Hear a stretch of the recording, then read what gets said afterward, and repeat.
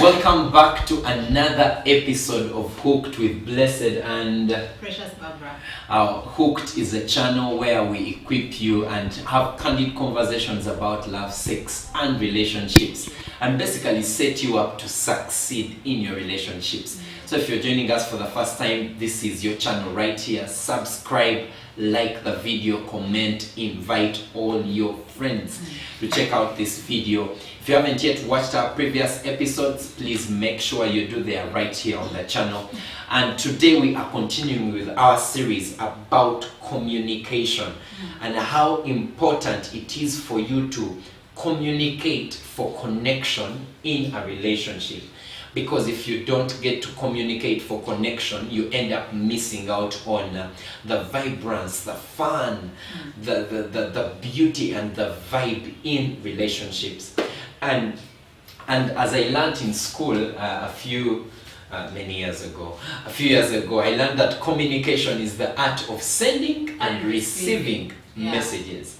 So you can't say it's effective communication when you haven't received the message, and you can't say it's effective communication when you haven't sent a clear message to the other person. And I saw a message earlier today of a small phone where someone was writing to the girlfriend, either girlfriend or boyfriend, and they were saying, "I've used my mom's number, please don't respond." Talk would be when they land on you. Yeah, that used to happen to people when we didn't have phones when we were much younger. Yeah. So we are discussing, we are going to break it down further, but today we just want to focus on the receiving side. The art of listening. How important it is for you in your relationship to be a very good and critical listener. To be a person, a listener who listens effectively to your person, because it affects how the other person feels. As you can tell already, between the two of us, I bet you know who the better listener is. I mean, you can let us know in the comments, but I believe it is. No, I believe it is you. No way. In this relationship, I've probably been the biggest culprit in terms of not being able to listen effectively. And I have a feeling that it's in many ways affected what our relationship has been like. And she'll probably tell us about it. But today we are going to talk about we're going to give you 3 tips of being a great listener in your relationships. 3. One is, they are all S, 3 S. The first one is attention. The second one is attitude. The third is adjustment. Attention, attitude, adjustment. Yes.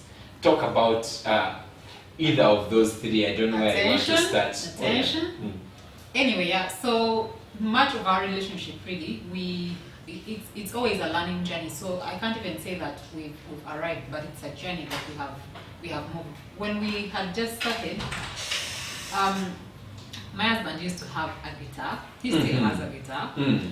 But sometimes he would play it at a wrong time. We just started having a conversation, you're talking about something, and you know how sometimes ladies can be very passionate about a conversation or a story. Maybe you're telling him how your day was, or you're jazzing him about this story, and he's playing a tune for you, right? No, not like that's different when you have to play for me a tune, but it's like a distraction. He loves to be distracted. And then eventually when we banned the guitar in conversations, the phones came up. My God. Oh, you have to compete with the phone like the whole time. And sometimes you're not even sure whether you've been heard or not. So it was kind of tricky.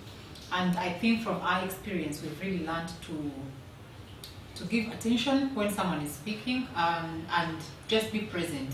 Like when someone is speaking to you, be present, listen to them, nod your head. Like generally, like when you're speaking to someone, anyone, it's just conversation etiquette really, to look at them as they speak to you, give them a body language that communicates that you're present or relaxed, or whatever it is that you are, because man, you may be at the beach and someone wants you to sit like this. No, not really, not like that.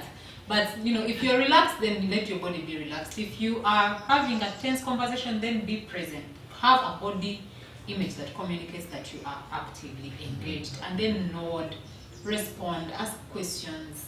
Like just give the conversation, the attention that it desires. I feel like much of the struggles we have right now, because of the introduction of social media and stuff, it's very difficult for people to actually give each other attention and be present in conversations. But you need to actually have that time where you sit and have uninterrupted conversations and be present and listen to the other person and pick out something and respond. Yeah, as she talked about being present, as you've heard, I was the major culprit in this thing. I'm learning to be more present. One of the practical things that I've learned to do is to engage my eyes, to look at the person when they are speaking, look at them, try and look at them straight in the eye. Can you imagine a scenario where you're talking to someone and the person is facing those ends? Let's actually do it. I'm talking to you, but you're facing those ends. I'm trying to tell you how much I love you. Oh, I love you, babe. It's so funny. It's so weird, you know, because it shows that you're not engaged at all. At all. Just the eye contact, just being able to look at the person straight in the face, and then using my ears to hear and hear everything that they are saying. Ask questions to clarify. Do I hear you right when you say this? I've also learned to use my heart, like to listen for the feeling behind the fact, like to listen for, okay, this is what she's saying, but what does she exactly mean? Like to engage every bit of me. Of course, that has caused me to put away my guitar, to get my phone and make it face down, as opposed to texting away the whole time. Like it's made me change and get a different feel of relationship. And I can tell you, guys, if you're a guy, I can tell you, it has greatly improved our connection here. We love each other more, we connect much better, just because I changed just those few things. I've learned to be attentive. Even if you're speaking to a person on the phone, it's helpful for you to be attentive to what they are saying and how they are saying it. The other thing is attitude. Remember we said 3 A's: attention, attitude, and then adjustment. So attitude. It's possible that you can be jazzing someone, talking to someone, and boy, they are showing you a bad, nasty attitude. Like I'm annoyed at you. Like, you know, they're annoyed at you. Like you're bringing out, it's like as if someone poured lemonade on your face. You're so bitter. What does that do to you when there is sort of like a bad attitude from the other person? I think for me as a person generally, negative vibe is not funny, like generally speaking. So I don't know, and I've been culprit of that. Like sometimes I am the one who has actually come and I am not in the mood to talk like about things. But I've learned to like have a great attitude generally, because when you keep giving someone a negative attitude, then you're discouraging communication, you're discouraging conversation. For example, if I wanted to speak to you about something and then you gave me this attitude of, you know, like a judgmental attitude, bad attitude, next time I will find it very difficult to open up and tell you something. So it's very, even just not attitude in the moment, but generally how you view things when they come up. For example, if you have maybe something that's been going on and you want to communicate it, and it's very important to create an environment where the attitude and the atmosphere is good for the conversation, for the communication to happen. The thing that comes to my mind as you're speaking about attitude is just a picture of, let me say you want to drink some really nice water, but it is in a glass, a very dirty glass. Yes, you want the water, but at times just looking at how dirty the glass is just puts you off from taking the water. So at times that's what attitude is like. When you like you said, you're trying to talk to someone, but the attitude just first blocks you off completely. It causes the person not to even bring up what they wanted to talk about just because of your attitude. And as you were speaking, one of the things that came to my mind about attitude is just a simple thing: smiling. Like keeping a smile, like keeping a joyful demeanor around you. Because man, some people, you go to talk to your boyfriend or girlfriend and you're like, man, just the way they look just puts you off. And I've also found that at times when I'm going to have a conversation with someone, it's been helpful for me to, because you're in control of your attitude. You can't say that external circumstances affect your attitude. Actually, you can control how you feel. I've learned to control how I feel about things. You can lead your feelings as opposed to your feelings leading you. You can get to a place in the relationship where you lead your feelings and you are, you have vibe, positive vibe. Yeah, yes. As we were speaking about attitude, something else came to mind, because now we've addressed the the bad mood kind of attitude. Yes. But there is also an attitude that is determined by previous engagements or history, or I don't know whatever else. So I approach you, but you already have a certain attitude towards the conversation. Yes. Or you have a certain attitude towards generally someone, or I don't know. So it may not even be a bad mood, but it may be an internal attitude where you, even the way you respond kind of like puts a block on the conversation, so it becomes difficult for the conversation to flow because of your already preconceived the thing that we talked about. Yes. You know that when you talk about that thing, it is going to cause certain feelings, then you start to avoid it. Yeah. Or you approach it with a certain preconceived idea in mind. So even the way you approach it becomes very different. So attitude, the bad mood, but also attitude as a general feel about things that have probably happened before or that are happening. Yeah. Yeah. So the need for us to work and get our attitude right. Like just generally have a positive vibe, good energy around the conversation. It changes something, it changes quite a bit. And then the very final thing is adjustment. Now I've fallen culprit to this one many times, so I'll talk about it first, then she will give me her view. She will give us her view, because men, there have been times when we talk about things, she says something over and over again, and I say, girl, I got you. I've heard it. And then I change nothing. Nothing. Then she talks about it again and I change nada. Talk about it again and I change nothing. Like over and over again. One of the things that proves that you have heard well is that it shows in your action. Like something changes. Something changes about you when your partner or your girlfriend or your boyfriend just keeps talking about maybe you texting while they are talking. One of my habits is that like I already told you, I used to get distracted by stuff where I just get into a place and I am talking, but as a person is talking, I am texting away or I am playing guitar, and the person talks about it one time. She talked about it the second time, the third time, fourth time, the fifth time, and there was no change. Nothing changed. And so when you find that you haven't adjusted over time to certain things, then you're not being an effective listener. Talk about that.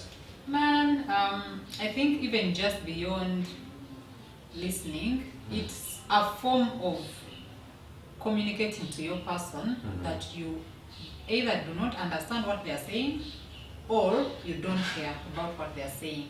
So it also sends like a different signal to the person, like you don't value them, yes, you don't value what they say to you. Yes, so even it's one it's an indicator that you actually don't listen, because if you are listening, then you would understand the heart behind that communication and adjust something. But also it communicates something that is in the negative. Yeah, so it has a very big impact. I think also the thing that it does is you stop someone from communicating about that thing. Where, the other person is like, even if I talk about that thing, nothing changes. So even when another thing comes up, you're very hesitant to communicate because you kind of have like a block, like a wall that is already stopping you from communicating, because you probably know that there is not much that is going to change.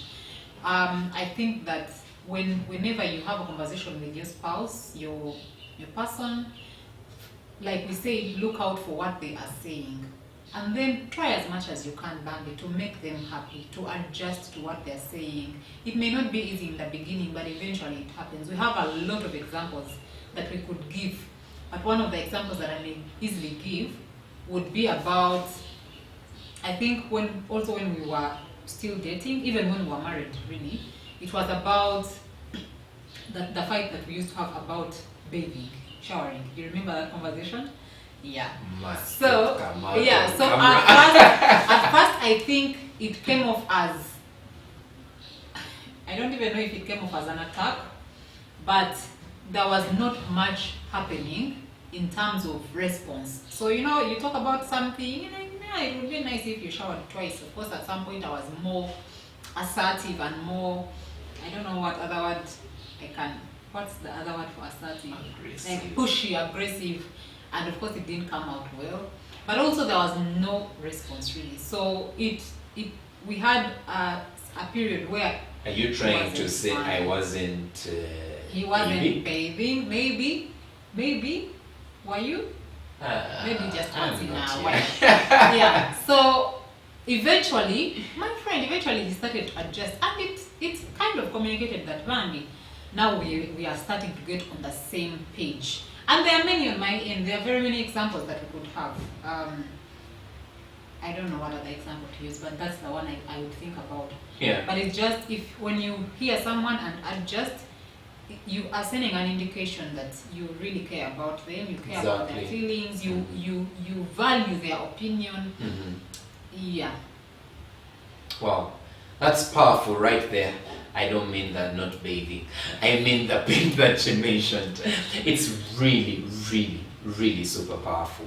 So those are the 3 A's to get you to be an effective listener. And remember, listening is just part of communication. When we come back for the next episodes, we'll talk about how you communicate, how you talk to people, how you express yourself. Because like we said, communication is the ability to send and receive. To send and receive. So we've dealt with the receiving pattern. We specifically talked about listening, the 3 A's. That is, be attentive as you listen, have a great attitude, and then adjust. Learn to adjust where you possibly can, where it is within your power to do as much as possible. Do your best to adjust. Because like we are saying, communication is the bedrock for your connection in the relationship. And connection is the bedrock for you to thrive in the relationship. Communication is the bedrock for connection, and connection is the bedrock for you to thrive and be successful in your relationship. Thank you so much for joining us once again. As is the custom, if you haven't yet gotten a copy of our book, please get a copy of the book. It is available on all the platforms, on Kindle, and it's available. We can have it delivered to you if you're within the country, if you're within Uganda. But thank you so much for tuning in once again to Hooked. Remember to like our video, remember to subscribe to this video and share the video for more engaging and candid conversations on love, sex, dating, and relationship. Thank you so much for tuning in. Peace out.